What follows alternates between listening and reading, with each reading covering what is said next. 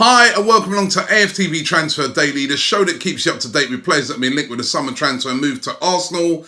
Brought to you today by Unibet. Don't forget, check out some of their excellent articles. They've got a great article on the Upamecano, Deo Upamecano, what's he about, etc. They've got also some good articles, including the one on Philip Coutinho, who's been heavily linked with Arsenal as well. So make sure you check it out. The link is in the description. Jump in there right now or after you've watched this video and check out some of the great articles that they have written throughout this transfer window. Only 2 days to go, or even a day and a half really, because the window closes tomorrow at 5 o'clock. That will be it. All the business of all the teams in this country will be concluded. What will Arsenal be left with? Well, one thing for sure is there will be no Koscielny because he left the club yesterday under real controversial circumstances. It was a real shock at the start of the window when, you know, he said that he didn't want to go on the tour to America and he wanted to leave. He's got his move. He's moved to Bordeaux. But what's incensed fans again is the way in which he's left. The kit reveal video that he done for Bordeaux yesterday, where he lifted up an Arsenal shirt to reveal a Bordeaux shirt, was totally disrespectful in my view. I did a video about it yesterday. If you want to get my views on it, check that video out. Other people coming out really angry about it, including former Arsenal legend Ian Wright, really having a go at Koscielny. But Koscielny is gone now, and Arsenal have got £4.6 million for him, which under the circumstances was good because he wanted to go for free. But Arsenal dug their heels in and said, listen, we're not letting you leave for nothing. We want a fee for you. Where Bordeaux paid £4.6 million for him. And Koscielny is gone. And, you know, let's have it right. There was a lot of Arsenal fans who were saying at the start of the window that really we need to get rid of guys like Koscielny and usher in a whole new era of defenders at the club. Definitely, he probably was our best defender. But at the moment, that's not saying a lot. And Koscielny is gone. And as I said, a really disrespectful way in which he left. And for me personally, it's kind of good riddance from me, you know, because the way in which he's gone around and done all this is just ruined his 9-year legacy at Arsenal Football Club. But that's his business. But now we have to move on. Who are we going to bring in that defensive position? Well, could it be Deo Upamecano? We was heavily linked with him yesterday. Arsenal said to have made a £55 million bid for the RB Leipzig 20-year-old. This was turned down by RB Leipzig. And then there was other rumours coming out yesterday that RB Leipzig were prepared to sell Upamecano, but they wanted cash plus Emile Smith-Rowe in a sort of swap deal. Arsenal apparently not willing to let Smith-Rowe go. I mean, there's been lots of back and forths on this, but it seems like it's going to be a really difficult deal to do. RB Leipzig want to hang on to Upamecano. They don't want to sell him. There's a lot of reports saying that they're demanding the £90 million release clause that Upamecano has. And it really is seeming unlikely that this deal for Upamecano will get done. So it's going to be a tough one. Still not completely dead yet, but it is looking like Upamecano at this moment will stay at RB Leipzig. So will Arsenal then turn their attentions to Daniel Rugani? He seems to be the guy that they've been chasing for quite a while now in this window. Rugani, 25, plays for Juventus. We know that Juventus have got like so many quality centre-backs, and now that they've brought in De Ligt, it's going to make it even harder for Rugani to get into the team. Now, Arsenal want him on a 2-year loan deal with obligation to buy at the end of that deal. The rumours are that terms have been agreed between Rugani and Arsenal, but the deal has not yet been done with Juventus, and that is the all-important one. It's up to Juventus. He's still under a long contract, and it's up to Juventus whether they let him leave or not. And it's going to be really interesting to see what defender Arsenal bring in before the end of this transfer window? I think the conundrum here, this is what I've been hearing from a couple of people that I know. They're saying that basically the club do not want to bring in another average defender. They know that they've lost Koscielny. They know that they need another centre-back. They don't want to bring in an average centre-back. We've already got a load of average centre-backs.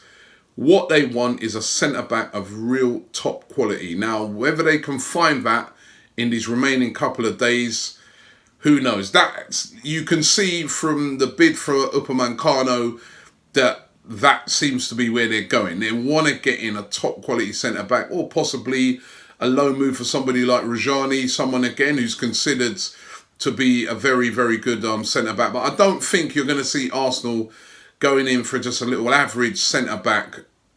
If it comes down to that, they may just stick with what they've got. We know we need more, but the centre-backs at the club, Chambers is still there, remember. Mustafi doesn't look like he's going anywhere at the moment. It looks like he could still be remaining at the club. And then, of course, you've got Socrates and, of course, Rob Holding, who will be returning from injury. So it could be that Arsenal might stick with that if they can't get better. So let's see how this one develops out. We all know we need a defender, but I kind of get where Arsenal are coming from on this. Do you want them to just go out there and just sign a regulation defender, and then we've got all the same problems? We go into January saying the same thing. Or do they hang on and wait and say, listen, it's no better than what we got, so we stick with what we got? It's a conundrum. We're going to have to wait and see how that one plays out. But Rugani definitely one that Arsenal are looking at for this transfer window. Philip Coutinho yesterday, this was absolutely flying all over the place that Arsenal had agreed a deal to bring in Philip Coutinho on loan.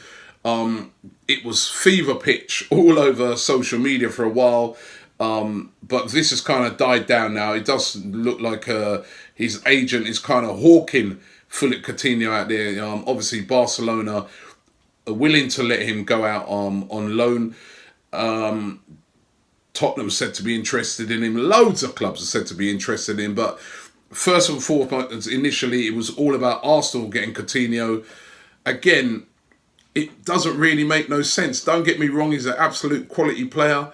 If he came in, I'd be happy about it because it's another great attacking player. It makes the team seem better, but where does he play? We've already got so many midfielders there. Where does Coutinho slot in? And quite rightly, as we were hearing yesterday, Arsenal's priority is defence and not really for Philip Coutinho. But that was the rumour going around. It was hot yesterday. I think this, as I said, this is one of these ones where the agent puts it out there to lots of different outlets and says, listen, Coutinho's been interested in Arsenal. Coutinho's wanted by Tottenham. Coutinho's wanted... And then hopefully one of those teams will come in and get him before the window closes. But I certainly don't think it is going to be Arsenal. And then there's rumours about Mesut Ozil. Now... you would have seen yesterday that Wayne Rooney has signed up with Derby. He's going to be a player coach for Derby. And there's rumours that his MLS club, DC United, want to bring in Mesut Ozil as a replacement for Wayne Rooney in January. That is the rumour going around. Again, I'm not sure about this one. I mean, Wayne Rooney was on about £85,000 a week at DC United. Mesut Ozil is on 350 grand a week. Why would he want a drop in wages and a drop in level of football to go and play in the MLS? There's talks that DC United are negotiating with Arsenal. They can negotiate as much as they want. If Ozil don't want to go, he doesn't have to go. He's on big wages, and I just can't see this one happening. I'm sorry, I'm not having this one, but it's one of the rumours going around today. Now, what about Kieran Tierney? Will we get this deal done before the transfer window closes tomorrow? The 22-year-old. There were lots of rumours going around a couple of days ago that he could be out for up to 8 weeks and therefore really scuppering this deal. But Neil Lennon, the manager of Celtic, came out yesterday, and this is his quote on it. He said, I know there's a lot of talk about him being out for another 8 weeks, but that's nonsense. And the talk is that he's only about a week away for returning to first team football. Of course, he's had no pre-season because he's been injured all pre-season. But that would be music to Arsenal's ears. That means that they could get him in if he's a week away, start getting him training, start getting him up to speed and get him into that first team. So for me, that deal is still on. It's whether Arsenal are going to get it over the line or not. But Kieran Tierney, we know the fee that they want. They want £25 million. Could that be done by tomorrow? That would be a great bit of business if Arsenal can get that done. But the Tierney injury thing shouldn't scupper the deal. Mohamed Elneny is wanted by Galatasaray. Galatasaray is said to be interested in bringing in Elneny. Of course, Arsenal getting a few players off their books at the moment. You know what I mean? As we know, Koscielny 4.5 million, Willock's gone for 10 million. They're raising a bit of money, not mega money, but all of it comes off, is valuable money coming in. Could they sell on Elneny? I think we paid about £10 million for him, wasn't it? Something like that.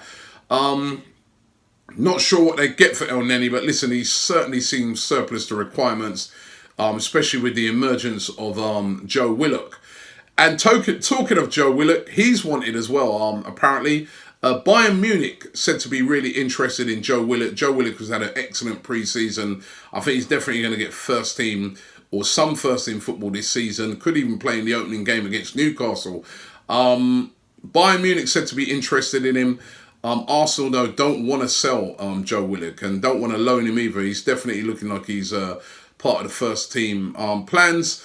But Bayern Munich interested in him. The German club's really getting interested in a lot of English players at the moment. I think they recognise now that the English academies are really producing top quality players. The academies themselves in this country are really top notch now. So a lot of these English young players are a target, especially when they're not getting first team football at their clubs. And what about Eddie Nketiah? Will he still be at Arsenal? Will he be in the Arsenal team come tomorrow at 5 o'clock, or will he be out on loan? There seems to be a lot of clubs interested in him. You've got Leeds, which have emerged today as a club that are really, really interested in taking him on loan. They, of course, have lost their striker, Kemar Roof. He's left. And Eddie Nketiah would be a perfect replacement for them. Bristol City are interested in him. Fortuna Dusseldorf. Do Arsenal loan him out or do Arsenal keep him? Remember, yes, they've got 3 attacking players there in Pepe, Lacazette, Aubameyang. Lacazette can both play that central striker role. But then, so can Eddie. It's going to be interesting to see whether we keep Eddie or whether we send him out to gain some experience on loan. But a lot happening, and more things are going to develop throughout the day. Listen, if there are any big developments, we'll give you updates throughout the day here on AFTV Transfer Daily. But it's hotting up. A day and a half to go, and we will know who has come into Arsenal. I think if we can get a defender in and Tierney, we would have done some great business this summer.